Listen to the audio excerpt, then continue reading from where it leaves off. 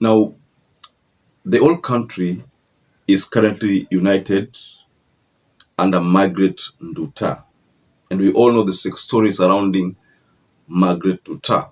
People say that she was fixed by someone, or someone used her to transfer 2 kilograms of cocaine to Vietnam. Now, the story that is circulating right now is that Ruto has reached out to the Vietnamese government. PS Singoei has also reached out to the Vietnamese government. But the response from these two from the government is that they cannot interfere with the court's decision. So I want to take you through two statements. One from Coril Singoei, then there's another one that is purported that it's a response from William Ruto. So first of all, let's go through Coril Singoei. This is what the Foreign Affairs PS Singoei says.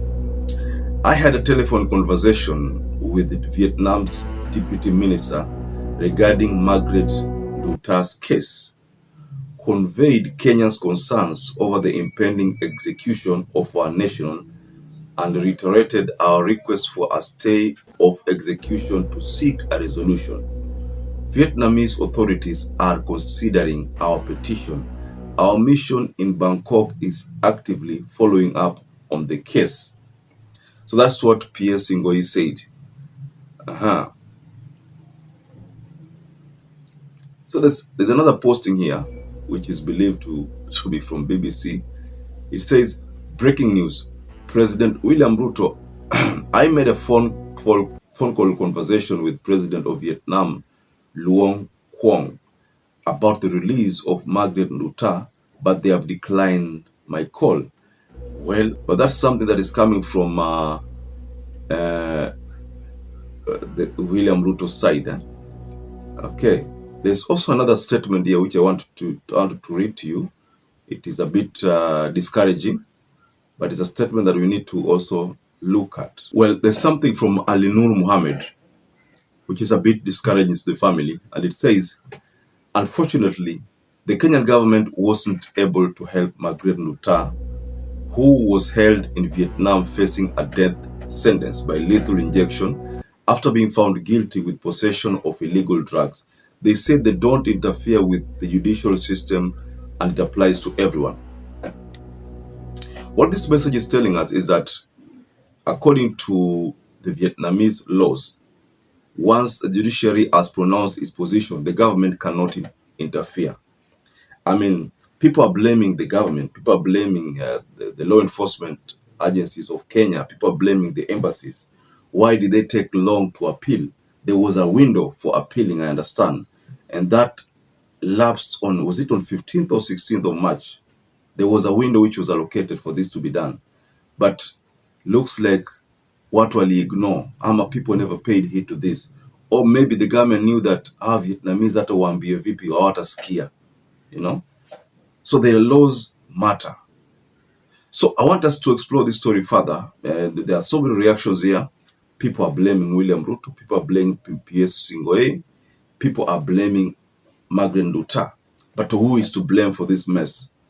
So first of all, before I address that, kindly like this video. It is so important because when you like this video, that is the only YouTube shares our content. Subscribe to our channel if you're not subscribed before, and to existing subscribers, thank you so much for your support.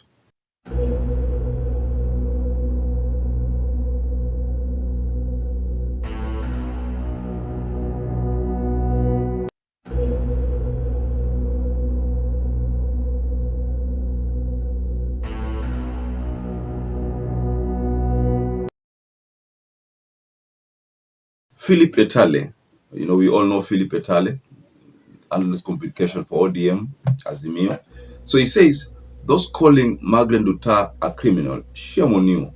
Do you know that most of the victims of drug trafficking are innocent people who are duped by their agents and travel with large baggage, oblivious of what's contained in? Do you know that the popular reggae artist in Buju Banton served a full jail term in the US for being in possession of several kilos of drugs in a bag that another passenger had requested him to hold for him?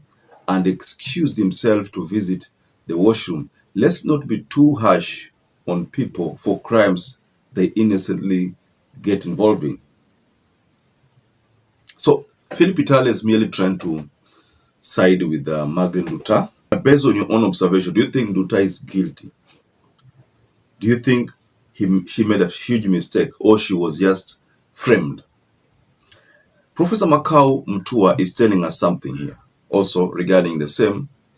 And he says, my heart goes out to Margaret NDUTA and her family. The attempt the government of Kenya is making to get her some reprieve from the impending execution is the right thing to do.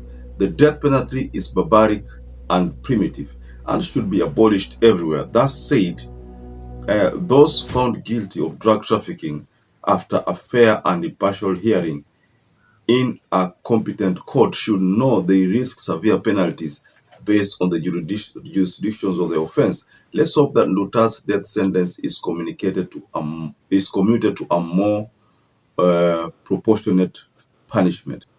You know, all these reactions are geared towards having Lucy NDUTA released so that Kenyan authority can take over. But the big question here is, do you think Kenya can solve drug trafficking cases? There are leaders in Kenya who are blamed, that people are blaming that they were involved in drug trafficking, but some of them hold cabinet positions. I'm not going to mention names, but people are already talking about this. I've seen on X pictures being shared of current cabinet secretaries who were previously accused of such drug trafficking habits, but they are free. I'm not going to mention their names, but people are talking about that. So Kenyans.co.ke has also reacted here, and this is Richard Onyonka's posting which has been shared. And they said, that is Kenyans.co.ke, they said, I wrote to President Ruto to intervene and free Margaret NDUTA from the jaws of death in Vietnam. That is what Richard Onyonka said. But then in their posting, that is Kenyans.co.ke, they posted something from Richard Onyonka. I'd like to take you through this message from Richard Onyonka. And he said, I wrote to President Ruto to intervene and free Margaret NDUTA from the jaws of death in Vietnam. Margaret is a Kenyan, and it will be correct if she was repatriated back to the country to be tried within our laws over the crimes that she is being accused of. Ruto should have already made a personal effort in his capacity to initiate diplomatic negotiations. Now, two things. This is a very delicate matter. If Ruto initiates some calls, there is no way he's going to share it on X that I've already talked to so and so. What most likely what's going to happen is that these discussions will be handled behind the scene. But of course, we've already been confronted with the response from the Vietnamese government that they do not interfere, with the judicial decisions. Like, for example, let me just take you through the whole response they gave. We understand that you sympathize with your citizen. Our stand and laws on the drugs and corruption are severe. They apply fully to everyone who breaks them, including our own Vietnamese. As a leader of Vietnam, I don't interfere when courts sentence even Vietnam drug dealers. It's not a matter of citizenship, but it's a matter of the killer substance you are bringing to our children. End of statement. So if this is a response from the Vietnam government, then this is a sure response that they are not going to listen to Kenyan authority. In fact, they are going to make their move and execute the court's decision. Now, this is not going to be what the family wants, but that is what they're going to do. And then most likely after that, watasafirishele mwili Kenya, ili Kenya, the family ichukue na azikwe. That is what is going to happen. Let's assume they don't listen to the Kenyan government and stick to their laws. So, ladies and gentlemen, just go below in the comment section and you can tell us what you think about this story about Margaret NDUTA. It's a very shocking story in Auma, lakini the Vietnams have maintained their position. So perhaps if you watch this video and you've not subscribed, take 1 second and subscribe, like this video. Until you catch up again, stay safe and stay blessed.